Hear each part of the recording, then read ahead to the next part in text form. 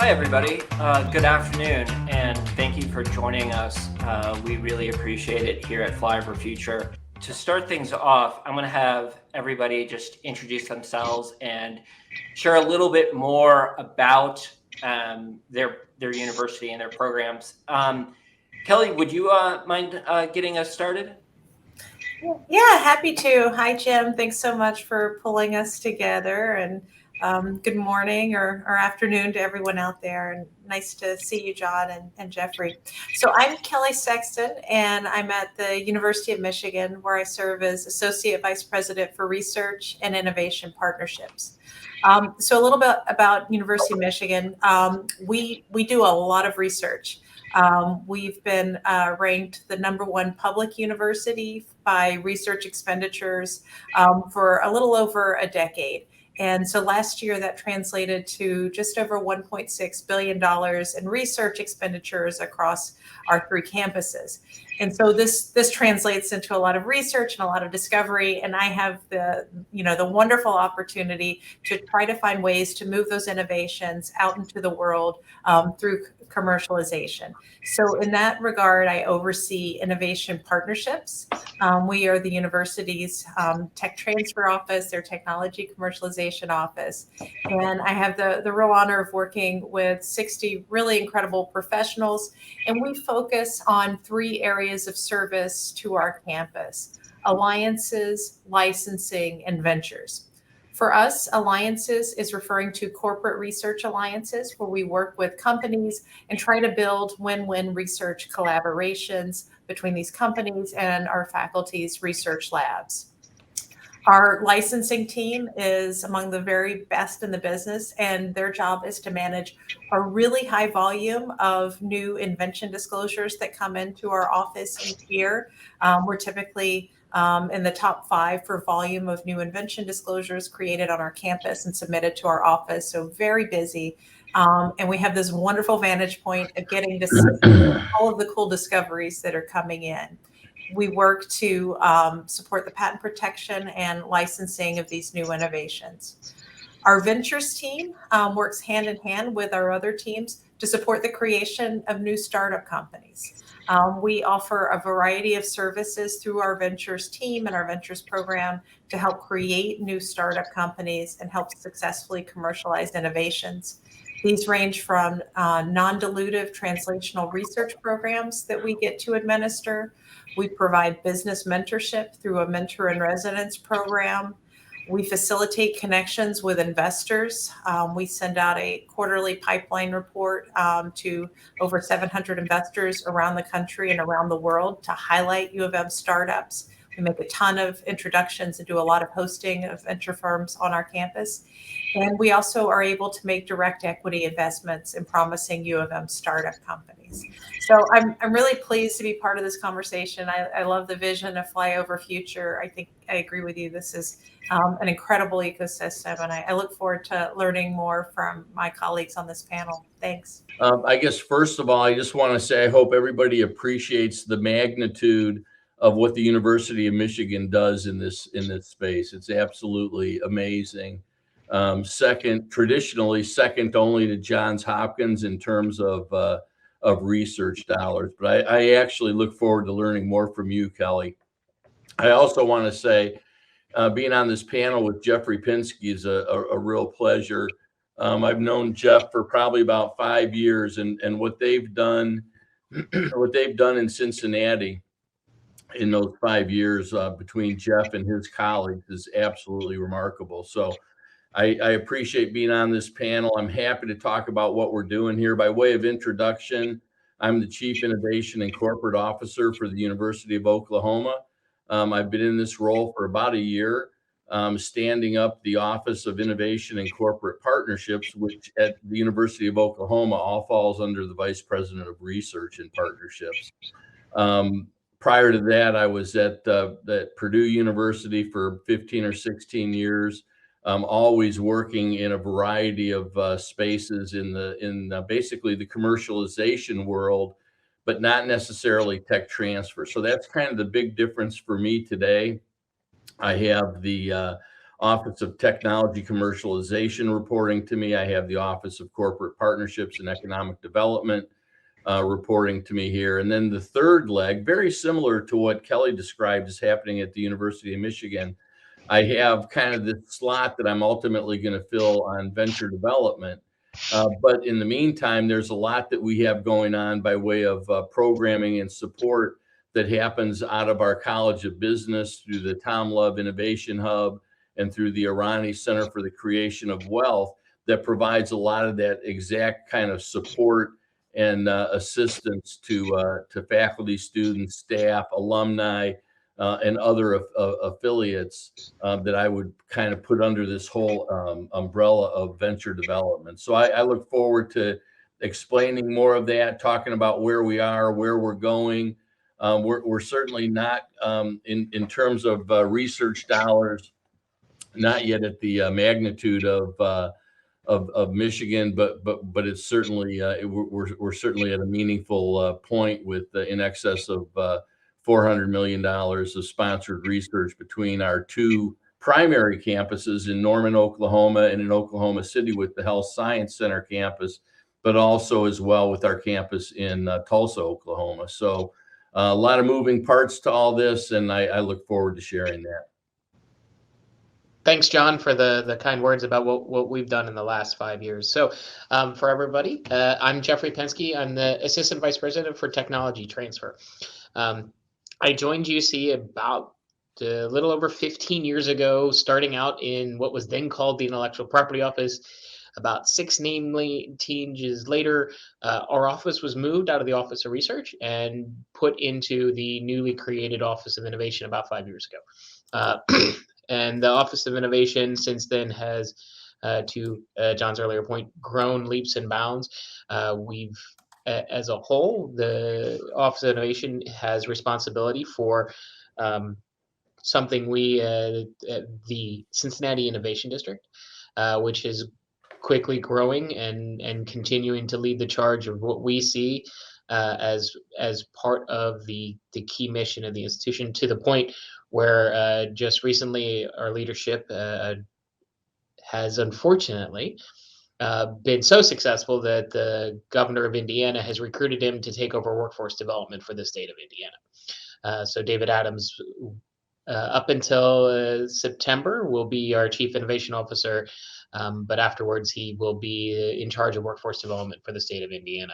Seeing that model, building that model here at UC, and I'm sure we will see more of that model continue at other places.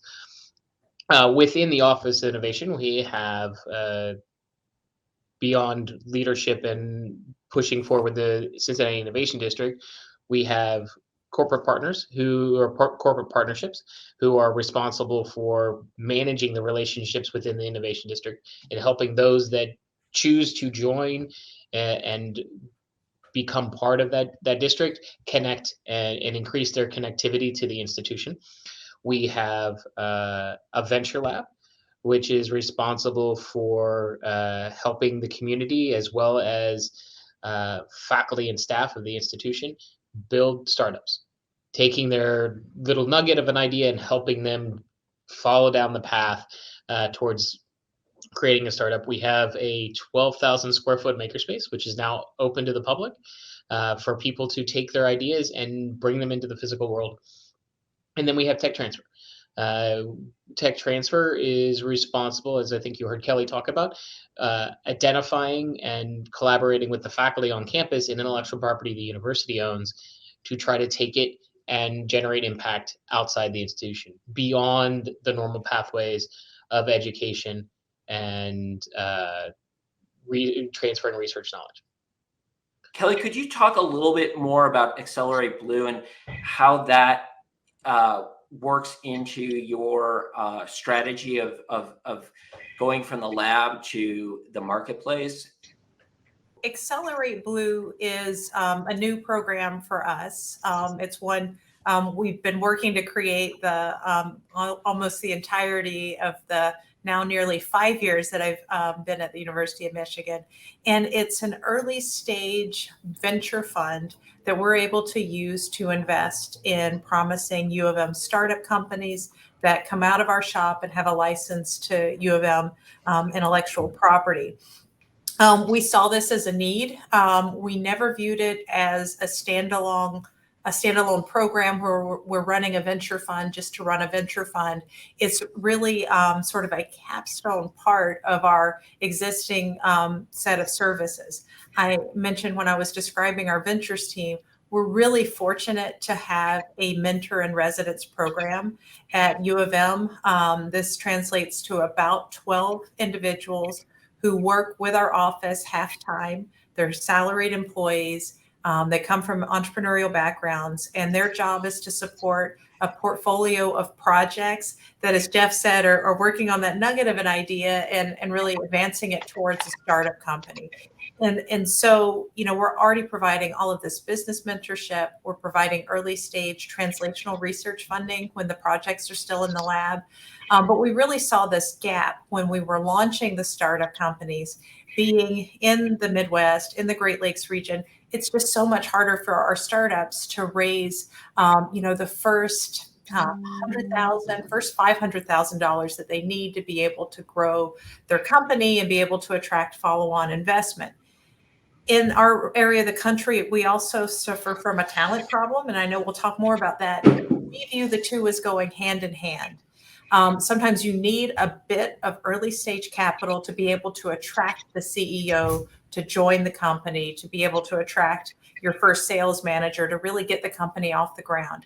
And we wanted to be able to make that happen for U of M startups. We raised Accelerate Blue through philanthropy, so it was a donation when it came in to our office. But we run it as a venture fund, and so it is an equity investment in a startup company when the money goes out. Every dollar that's returned to the fund, we anticipate returns in the future, we don't have any yet, will be used to reinvest in future startups to support the program. We started investing just over a year ago. I think by the end of the month, we will have made 9 early stage investments, which will place us among the most active venture funds in our state, not for size of checks, but for number of transactions. And so we're really happy to be a participating part of this ecosystem and to be able to de-risk U of M startups so they can then attract follow-on funding from other funds. One more thing I'll say about it is we're willing to be a first investor. We've rarely had to be because we maintain close relationships with other investors. We're able to syndicate, we're able to share this opportunity with other investors. And in most of the investments we make, we're able to have at least one other co-investor. Yeah, I'd like to just kind of emphasize what Kelly said about attracting capital by virtue of being able to invest. And I'm thinking back more to my years of running Purdue Ventures, where we had, we ended up being about the 6th or 7th largest venture group in the state. A state that's actually smaller than Michigan when it comes to venture dollars. But what was meaningful, and we did we did everything from $20,000 seed investments to multi-million-dollar, Series B, Series C investments in companies that were either commercializing Purdue intellectual property or that were otherwise affiliated with the university. Could have been an alum-founded company.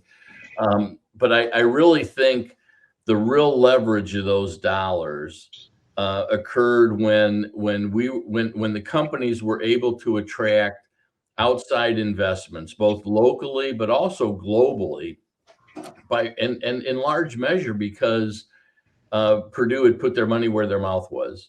And we did all this through our research foundation, but much like Kelly's philanthropic fund, these were wholly owned assets of the research foundation. So we didn't have to satisfy limited partners with immediate returns. These were longer term plays. In the years I was there, we had a couple of successful exits, and all those dollars just rolled back, and we looked for ways to play it forward. But I think the real takeaway was the value was of the leverage of attracting other capital, because it's one thing when a venture fund or a startup fund, whether it's on the coast or whether it's local or it's, let's talk about Drive Capital a little bit. There's a reason they located in Columbus, because it put them a short drive away from from Michigan, from Cincinnati, from Purdue, from IU, wherever. But to be able to sit down and talk to them, because we've also, put some capital at risk, made all the difference in the world. Geoffrey, do you want to talk a little bit more about that? And I wanted to specifically have you talk. I'm very curious. You guys have had some really great success of, leveraging the innovation district as, kind of an attraction to, what you're doing. Can you talk a little bit more about that and how that may have helped with, attracting capital? For those that aren't aware, the Cincinnati Innovation District currently is 3 buildings and continuing to grow. The first building, though, it's actually more than 3 buildings, but there's 3 in the direct proximity to UC. The first building is the 1819 Innovation Hub. It was the first Sears in the city of Cincinnati, and it has been renovated to be that central nerve center for the Innovation District. Within 1819, we currently have 3 venture firms. One was already located in Cincinnati and moved from the downtown area to the uptown, where University of Cincinnati is located, to be closer to UC, to be closer to Cincinnati Children's, where much of their pipeline was coming out of. The other is Lightship Capital, who has since grown into a number of different arenas, both in terms of the accelerator that they have, the Hillman Accelerator, which is co-located in our venture lab, but also they've bought a historic Wright House, Lloyd Wright House, designed to make that an entrepreneurial home so they can bring entrepreneurs into the community. Their focus is on the underserved. And then most recently, and I think this is the attraction piece, Orange Grove Bio has moved their headquarters from New York City to Cincinnati to be, to the comment about Drive Capital being in that proximity and that range.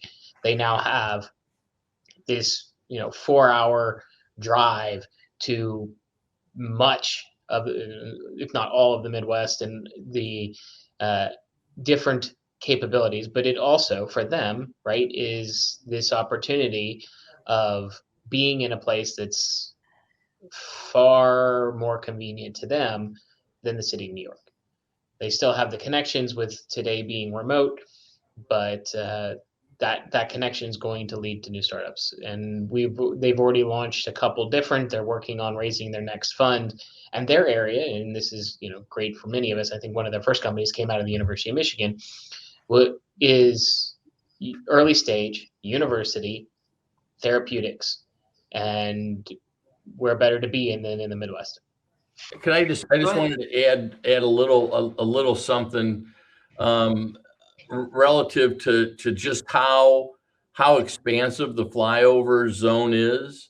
And so now, I can certainly talk about the Great Lakes states and everything. That's all the great stuff going on there. But, now I'm learning, and I've learned so much more the further west I've gone. And, you go through Cincinnati, you go through Kansas City, a lot of great startup places, into Oklahoma City, into Tulsa. And it is expansive, but there's multiple approaches to creating solutions. And just one thing I do want to add, we have 2 very unique partnerships going on with investment capital here. One is a little bit more institutional with Echo Investment Capital, and we have formalized a couple of different agreements that really kind of position us to work directly with them in finding, and this will be for probably later stage technologies. But then there's also Boyd Street Ventures, which is a separate privately funded. It's set up as an angel fund, but its focuses on technologies coming out of the University of Oklahoma and otherwise affiliated. And that's kind of a unique, at least for me, it's a unique model in that it has all all the attributes and requirements of serving and satisfying limited partners, but doing it in a way that focuses on the technologies that we're spinning out. And they've done some early seed rounds already. There's more to come. They're doing a venture studio, which I think's also similar to some of the stuff that both UC and the University of Michigan are doing.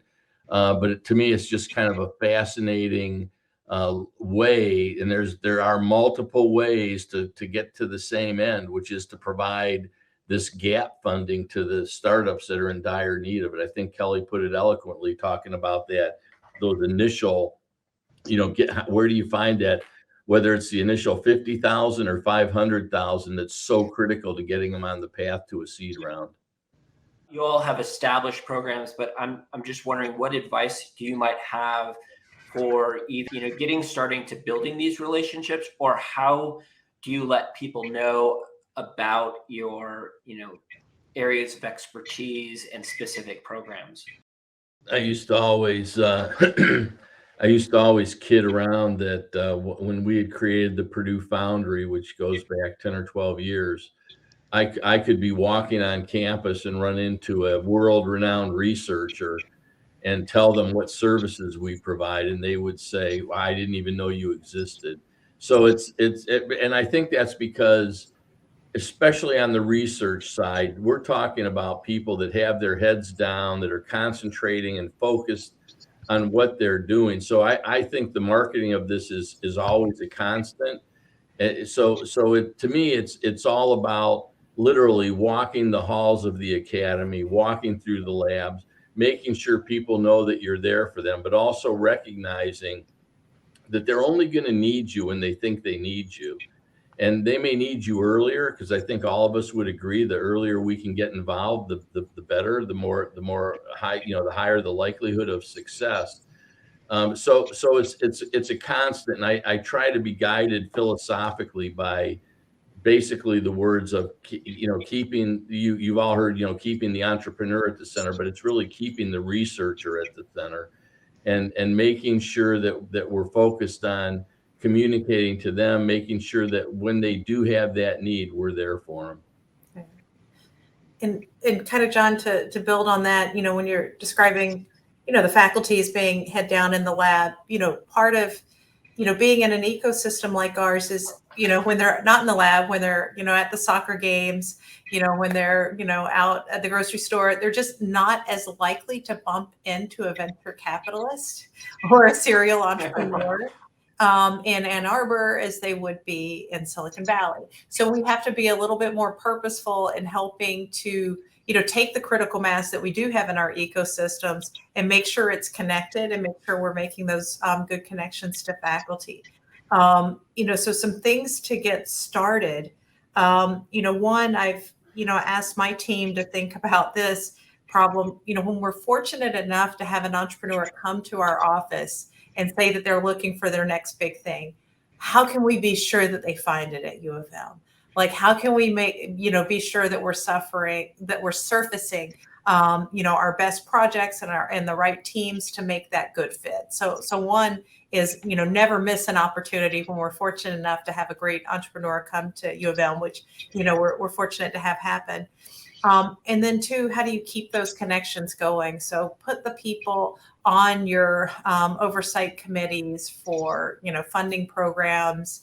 We're fortunately getting back and having in-person networking events. I'm really excited to be able to bring entrepreneurs and investors back to campus this fall for our Celebrate Invention. So, I think we just have to, our offices have to do more, and we have to help, take that critical mass and keep it together and keep it connected with the university ecosystem.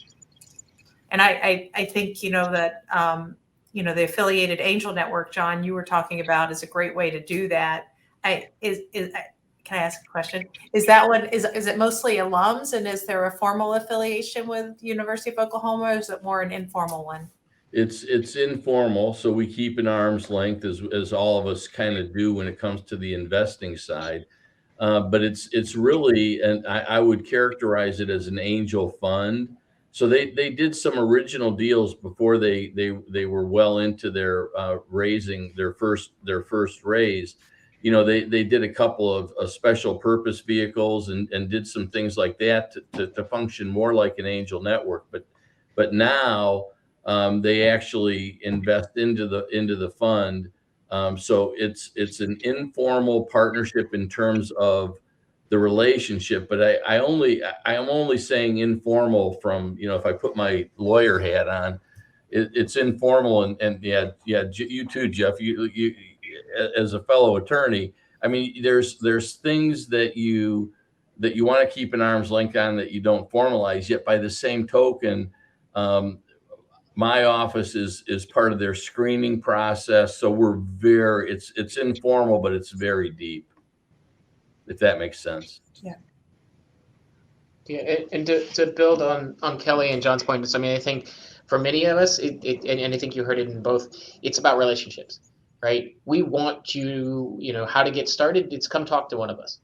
You know, there are people on each of our teams that are responsible for those relationships and making and helping people connect. At the end of the day, that is probably one of our biggest jobs, is making and helping the person who's trying to find something on campus connect, or the person on campus who's trying to find something external connect. And we're trying to make those connections, which are often interesting and serendipitous, but they're there, right? And so for us, it's about making sure we have relationships with our angel groups, our local incubators, our Cincy Techs, our other partners in the Cincinnati Innovation District. But it's also building those relationships on campus, right? Talking to the faculty, so we know, at least to the extent we can know, how quickly they're going to come up with something, or something that someone who just wanders in the door, like Kelly said, and goes, hey, I'm interested in solar, right? That's often one of our big challenges too, is we get these broad requests. So the other thing to keep in advice, if you do come to a tech transfer office, perhaps have a better sense or a better a knowledge of where you want to go. You know, what specific area of interest are you talking about? Is it solar panels? Is it solar storage? What is it? So I'd be kind of curious, how deep does the relationship go with other aspects of the community, both either locally or regionally? Well, I can sort of start with that. So certainly right now with our strategic partners, that's part of what we're trying to accomplish. It's not in tech transfer. It's in the Office of Innovation as a whole. It is helping them deal with their talent issues, right? The University of Cincinnati, just like the University of Oklahoma and the University of Michigan, is full of talent. And we all are trying very hard to keep that talent in the flyover country, right? In our local region, and not encouraging it to stay here rather than ending it up in California or New York or Boston or wherever. So part of that is making sure we have connections with companies that are in the community that want to hire them. And so there is a large effort on workforce development with our partners to try to improve those relationships. From a more sort of strictly tech transfer position, if you're interested in entrepreneurship and entrepreneurship education, we have a working relationship with the College of Business. So we know who to talk to about that, or know it can make those connections into campus. Yeah, I think one thing all of us face is universities are just really difficult to navigate through. And we're blessed to be in these positions that maybe we can help people navigate that. And I have found that they're always grateful, whether they're from the outside coming in, or whether they're on the inside looking to go out. There's a lot that we can do by way of communicating and at least suggesting. What I've also found is that and I mean, this is really true at the University of Oklahoma, but it was also true at Purdue. The people within the academy, whether they're professors or staff or students, are always willing to help, and they're always looking for those opportunities to help. So that makes that makes the job of trying to connect them to opportunities and to companies and create partnerships. It's made a little bit easier because, I think people are looking for that. I'm still though, and I'm eager to hear what Kelly and Geoffrey have to say about, I mean, is there a way to create that portal? Is there a way to create that front door? We've tried in a variety of circumstances to be that front door, but honestly, again, universities are there. They're extremely deep in talent. They're deep in knowledge. People want to help, but sometimes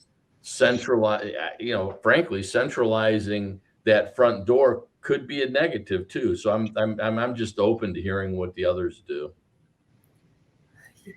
Yeah, no, I mean that's a great question, and so I want to kind of frame for people the way a lot of this works, at least at the University of Michigan, and I think to some extent at many universities. Our core like research commercialization functions are typically centralized, and that's offices like those that I run, and John and Geoffrey. These are the central offices that serve the entire campus. So no matter where your laboratory is, what department or college, we're there to support and serve you. On the student side, the entrepreneurial education opportunities are typically often very decentralized. At least that's the case at the University of Michigan. And that's because that's where the academic coursework happens, is in the departments. And the departments are perfectly situated to offer these courses. And so we try to just lean into that and embrace the fact that there are, by our latest count, I think something north of 120 different classes across our campus focused on entrepreneurship and innovation. And we've got. If I had to guess, they're not all out of one school, right? They're engineering, business, medicine, School of Music, Theater, and Dance. I mean, which they will proudly say we originated the gig economy. Try playing just the French horn as your gig. Like you need to be an entrepreneur if you're going to be a modern musician. So, I think that's very vibrant and appropriate. And so we've worked at U of M to create sort of a roundtable where we get everyone who has a role in innovation and entrepreneurship, whether it's on the research commercialization side or it's the student piece. And we all get together quarterly to get to know each other, to share opportunities and practices. And that's working well for us. We've got an entrepreneurship minor that cuts across campus. I think there's something north of 600 students who enroll in that each year. So it's a big and vibrant and a little bit wonderfully chaotic ecosystem on that side. Can you talk a little bit more about the quarterly gatherings? I mean, do you basically invite anybody and everybody that's touching any of those 100 offerings? That's a fascinating approach. Yeah, so we don't so much invite the original instructors, but the sort of the unit leads that are organizing that activity. So yeah, it's a big tent, so we're not exclusionary. But we I co-chair it along with my colleague from the School of Music, Theater, and Dance, and then we bring in everyone from almost every school and college has some sort of offering here, and often we didn't know each other before we started doing this. So that's one, and we made the bold step of creating a single website that lists all of us. Like this launched about a year ago. Who's responsible for keeping that up to date? It is a shared effort, but our colleagues in the College of Entrepreneurship do the heavy lifting and did the heavy lifting. But we tried to make it easy to update, and it was really a shared labor of love that we all saw we needed to do it, and we may have to pass the hat at some point to keep it updated. But we knew it's not exactly a front door, it's not concierge, but we are trying to make it easier to find all the resources we do have. Right, and I think the high point that you heard from Kelly is we are clearly positioned to try to be the front door, but there's at an institution with 48,000 students, there's no way to do that. Just even with we would beyond that with 3,500 faculty. So one of our approaches has been to focus on the partners. right? Particular partners who said, hey, we want to build a strong relationship with UC. We want to be in this and part of the innovation district. And so we have a team that's dedicated to helping them fully navigate the institution. With the rest of us, it's all piecemeal, right? So it's, who's reached out to whom, and how do we connect them, and how do we help them navigate? Because even to be perfectly blunt, even we are sometimes lost. There are things that people are doing and that we can't keep track of because there's that much activity on campus. It's just there's no one person who knows what 3,500 different faculty members at any one time are researching. We all heard cats, right? Well, and that's the other piece, right? All of our institutions are set up with shared governance, right? So in many cases, we are very much about facilitating and building bridges. We don't often have the authority to tell a faculty member, you need to do X, you need to do Y. So all we can do oftentimes is just connect. It's, oh, you should talk to so-and-so in the College of Medicine. I can't promise you that they will respond. But at the same time, I'm not going to miss that opportunity to try to make that connection to see if there's serendipity to happen. And that's, I think, from us, that's often the best we can do, is to open the door as wide as we can and be as welcoming as possible, and try to help build those bridges outside, because you don't know what's going to work until it does. Geoffrey, I think that's a great point. And I mean, I think we have this wonderful vantage point where we see the innovations coming from across campus, because they all come through our office looking for help, looking for resources, looking for patenting. And so that ability to spot where, there might be synergy between two faculty on different sides of campus who've never heard of each other.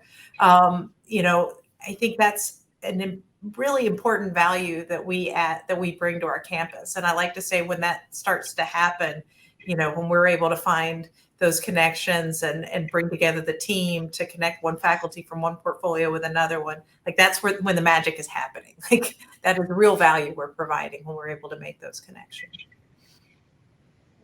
And to build on that, Kelly, we'd love to find ways to have that happen across institutions, and building those relationships. We have a Cincinnati Children's Hospital right across the street. If we can find better ways to help those faculty alone connect, let alone working with University of Michigan or University of Oklahoma faculty to find those relationships and find that synergy to help all of us and create the impact we all want to see happen. If the audience wants to drop any new questions into the chat, we will see it as well. But while we wait for questions, I just maybe wanted to go around the room here and just take time to recognize big wins, or if there's something that you see as a must do for different programs or entrepreneurs to do to move and get involved with universities. I'd love to hear it. So if anybody wants to start, please feel free, and I'll monitor questions for us. Yeah, I'll be happy to start on that, because I think so much of what you just said there, Jim, has to do with the cultures that we all work in. And we really need to, and Kelly and Jeff are deep into this as well. I think I'm deep into it, of creating a culture that's supportive and welcoming of commercialization efforts. In our case, it has started with something as simple as simplifying the disclosure process. I want to make sure that we're removing all barriers to every researcher. And again, it can be technical research. It could be something that needs to be commercialized that may not be as technical as traditional research is. But whatever it is, anything emanating from the broader university family, because none of us solely serve the research community. But to be removing barriers and kind of celebrating and building this culture. We had probably our biggest success, I'm going to say, was about 6 years ago when Solexis was sold to Novartis. And at the time, it was a big deal. 6 years ago, it was about 2/3 of $1 billion. And it was in the sickle cell anemia space. It was a highly visible deal. And the researchers still here. There's still a lot of those assets that we have available. And I mean, we always want to replicate the big wins, right? Particularly where there's a large exit event. But it doesn't have to be that. It can be through licensing. It could be through corporate partnerships. And the only way to get to that is to start welcoming those discussions. So, for those investors or potential corporate partners that are in the audience, I urge them to reach out and contact any of us, because that's what we're all about. We're all about building that, removing internal barriers, and embracing the discussions that inevitably lead to the bigger deals. So, I mean, I think it's every bit as important to hit a lot of good singles as it is to hit the grand slam. And I always like to remind people, there's only been 200 unicorns in the history of capital markets. So I know we all are saying, well, we're going to have the next, whatever it might be, Google. Although I'll remind people that no less than Paul Graham famously turned Google down when they wanted him to invest in them. So we can't always recognize the winners from the losers, but we got to build the culture that celebrates those successes. It is about trying to simplify the process, making it as simple so that people are more willing to engage. I mean, to Don's point of simplifying the disclosure form, people have an aversion to forms. I had a conversation with a faculty member. I sent him the form like 3 times, finally got him on a call to talk about the form. And he said, oh, wait, it's 2 pages. That's it.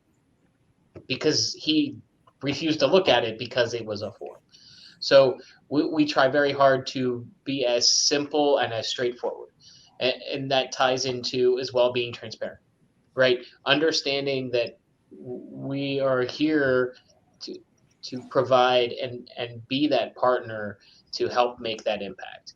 We're not necessarily about maximizing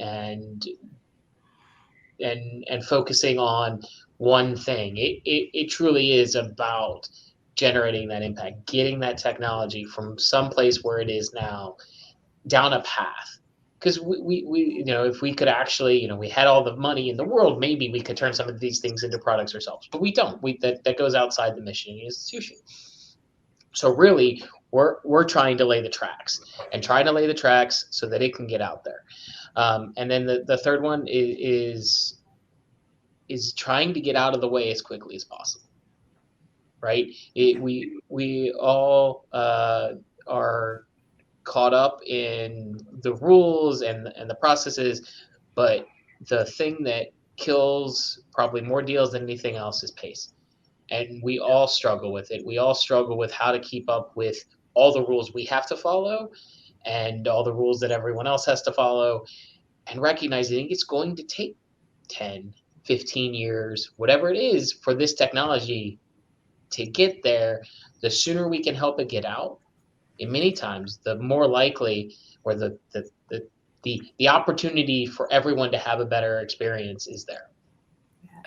Geoffrey, I think that's exactly right. And it's like John was saying too, it's about, shots on goal. And, we view it as we're trying to take a portfolio approach. We're trying to move as many technologies out into the world as we can.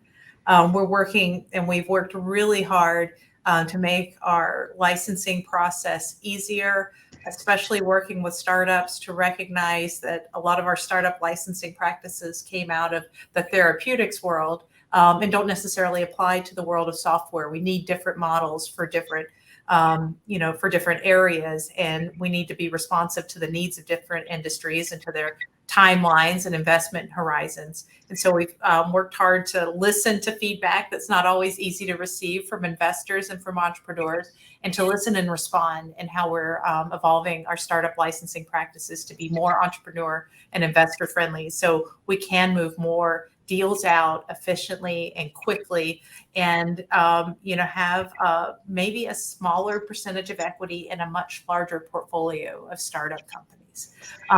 So I think that's absolutely a piece to it. And we often say we didn't write the rules. We might not be able to change the rules, but we understand them and we can help you navigate them successfully. Yeah.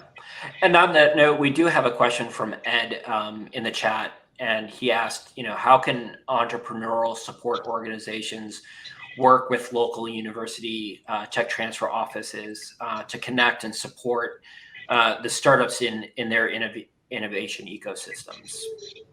It's get on the phone and talk to the university, whether it's directly to the tech transfer office or everybody's got a little bit of a different angle on it, but find the right people to talk to, because having a variety of entrepreneurial support organizations as part of a thriving ecosystem around a university, or actually even around any community, is absolutely critical. I for one encourage our entrepreneurs to take advantage of every opportunity they have. There's no program, and we offer a lot. We offer it through, as I mentioned earlier, the Innovation Hub. We offer it through the Center for the Creation of Wealth. We offer it through this office, the OICP. But in no case should any of those programs be competitive. They all need to be complementary. So it doesn't hurt the entrepreneur to go through 2 or 3 different approaches to perfecting your pitch, as an example, because they're going to pick up something each time they do it. Yeah, I mean, let me count the ways you can help us. We're really fortunate here. We've got a great partner in Ann Arbor Spark, which is our local economic development group, and we try to focus on the early stage of startup companies and then partner with them on our startups as they're reaching growth and later stage, and try to dovetail our programs to be synergistic in that fashion. I think there's so many great models of good, healthy partnerships between universities and their entrepreneurial community-based support organizations that are all focused on the same thing. Like, we want to diversify and grow the economy in our region. So yeah, pick up the phone. There's so many ways. Yep. I don't need to beat the drum here, but it is totally just pick up the phone. We if you can find us, right? I mean, going back to the earlier, how to navigate tech transfer, commercialization, innovation. Those are the titles you're looking for. Startups, venture, right? Our venture lab has regular conversations with our local incubator that's run by the Hamilton County. We have conversations with the Queen City Angels, one of the oldest angels in the country, angel group in the country. The point is to find pipeline for both of us, right? Because somebody that goes through our venture lab and our startup process is going to need some form of assistance afterwards, whether that's space or whether that's investment. Everyone wants to be on the same page in terms of what's available, what opportunities really are. And many of the things that are coming through our pipeline are very early, and they'll need a variety of different resources, whether it's prototyping, whether it's software development, all of which can be served better, right, by community operators than by the university. Yeah, I'd love to get everybody's kind of final thoughts. Well, I'll start. We don't bite. Right. I think that's the one thing I know in the past, lots of people, many companies, many folks have old memory. Mm-hmm. And those old relationships and the old days of what tech transfer often was, which was protect, it's ours, maximize the deal. And those days have gone, right? Most of the institutions on this call are focused on economic development. We're focused on creating impact. And at the end of the day, that's how we often measure ourselves, is how many things did we get out there? How many, Kelly said this, and John as well, how many shots on goal? Call us. you had a bad experience before. We want to help you correct that. We want to change that impression because we have things that need help, and there's opportunities that those things that need the help will also create impact and will benefit all of us through going through commercialization, going through a startup process at a university. And I'd say we're, an underleveraged area of the country. We're producing amazing, we have world-class researchers, we produce amazing STEM talent, and we have tons of innovation and research discoveries. And, it can be an advantage that we don't have venture capitals walking the halls as much as we would like. But for investors, that can be a real opportunity. So definitely reach out. If you're an accredited investor, if you're a venture fund, we'd love to get you on the University of Michigan Startup Pipeline Report as a way to, showcase the startups we have coming out of the university and to start a conversation. And I know we all feel the same, that we'd like to make those kinds of connections. Yeah, all I can add is amen and amen. It's we often forget that tech transfer is still a relatively nascent industry. It only goes back to the Bayh-Dole Act in 1980, and I think what Jeff was talking about in terms of the we don't bite. I mean, I can't imagine a more welcoming community than is involved in the people on this panel. And I think the other thing that we're seeing is industry-wide, this all has to be built on a foundation of trust. It has to be a trust developed between the researchers and the tech transfer office, but it's also the trust that goes out from outside of the university to the investing community, to the corporate partners. And yeah, I mean, if somebody once pointed out, and this goes to what Kelly was saying, if you add up the research budgets of all the research institutions in the Midwest, it dwarfs everything else. So there are huge opportunities in the flyover zone in the Midwest. And I just urge the investing community, the corporate partners, and the others to reach out to any and all of us. So there's actually probably more interaction between our institutions than people realize when it comes to the research going on. Well, thank you guys so much. We really appreciate you guys taking the time, and I'm sure we'll have other conversations, and we will be sure to put a few extra notes and links in a story that kind of recaps what we talked about today next week. But thanks again, and until next time, we appreciate you participating. Thank you, Jim. Thank you. All right, have a good one, guys. Thank you, everybody, for attending.